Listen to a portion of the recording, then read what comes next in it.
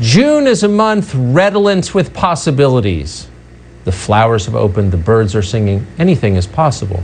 It was back in June that the Minneapolis City Council decided to defund the police. They were pretty excited about it at the time. The City Council's president went on CNN and said anyone who disagreed with defunding the police, and this seemed plausible in June, is probably a racist. Do you understand that the word dismantle or police free also makes some people nervous? For instance, what if in the middle of the night my home is broken into? Who do I call? Yes, I mean, I hear that loud and clear from a lot of my neighbors. And I know, and myself too, and I know that that comes from a place of privilege, because for those of us for whom the system is working, I think we need to step back and imagine what it would feel like to already live in that reality, where calling the police may mean more harm is done. Yeah, calling the police means more harm done. Yeah, that seemed possible in June. That same month, another city council member from Minneapolis, a guy called Philippe Cunningham, lamented that money was flowing to the cops instead of, say, people with sociology degrees or masters in postmodern feminist dance. Watch. All that money has been going into the police department, and what have we gotten in return? Pain, trauma, and hurt. It is time for us to get behind community and get behind the strategies that we know work. Yeah, it's time to get behind community. And so with that in mind, the City Council of the City of Minneapolis voted to defund the police. And then something happened that nobody could have expected. All the cameras, all the CNN crews, all the activists, they all went home. But for those who were stuck in Minneapolis, they noticed it was getting dangerous.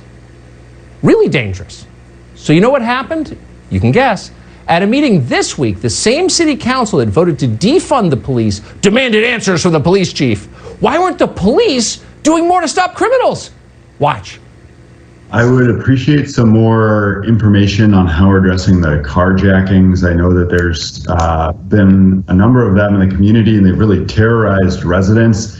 Gun violence, drug dealing, intimidation, extortion. People are having to pay to get out of their alleys. Last night, I had yet another 17-year-old murdered in my ward. I would say that I don't have an exact number, but it's been at least 5 17-year-olds have been murdered in my ward. Well, City Council President Lisa Bender was at the meeting. In June, she admitted she had privilege. Does she still have that privilege? She didn't address that this week. But she didn't seem to think that calling the cops was quite as racist as she used to think it was. In fact, this week she asked the police, how do we get this under control?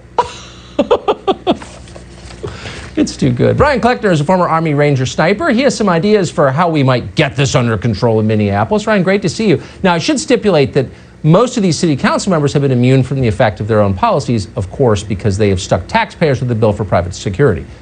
But for everyone else in Minneapolis wondering, why did the city go to hell? What do you think happened in Minneapolis? Any ideas? Shocking, Tucker, that this could happen. I mean, defunding police empowers criminals. I honestly don't know what is worse, that they thought of the idea to defund the police or that they're surprised by the results. I can't keep up. I mean, this happening in blue states with blue governors, in blue cities with blue mayors, with blue DAs, many of whom, by the way, have had their campaigns funded by George Soros and other left-wing activists that just want to watch America burn. They're getting what they paid for. It is so laughable that they're shocked at this result, and it's so sad that these are real people being affected by this. You're absolutely right. Soros did pay for a lot of this, and he's definitely getting a return for his money. He usually does. But I wonder, all the kind of normal, sweet people in Minneapolis, a lot of whom are liberal, they didn't notice until Memorial Day weekend that their police department was systemically racist and they possessed privilege. I mean, this all seemed to kind of come out of nowhere. How did that happen exactly? And is it gone yet? Have they been awakened to reality yet, do you think? I think we have good signs that people are being awakened to reality. I really do. The fact that they're calling out here and trying to figure out what's wrong, a little too late, but at least maybe they're getting the signal now. I mean, I'm in the firearms industry. When I look at our gun sales, we've had record gun sales, more than any other months we've ever had in recorded history. And that's not because of gun owners like me. That's because of some of these liberals that maybe weren't gun owners before that are realizing their safety is their responsibility. I mean, I've been told by anti-gunners all the time, I don't need a gun because we have the police. Well, I think that's absurd on its face. I mean, I still have a fire extinguisher even though I have a fire department. But I think police are majority heroes, great people, but you're stuck facing the problem before the police even get called. And having a firearm, people are realizing that not only can they not rely on the police to stop some of these attacks, but when you defund the police that are not there anymore, you're responsible for your own safety. I think that is exactly right. It's all very obvious now. Biden has pledged to take your guns. They're going to go after the ammo. You watch, and we're going to do a segment on that just as soon as we can find a guest to explain it. I hope you'll come back, Ryan. Great to see you. Thanks, Tucker.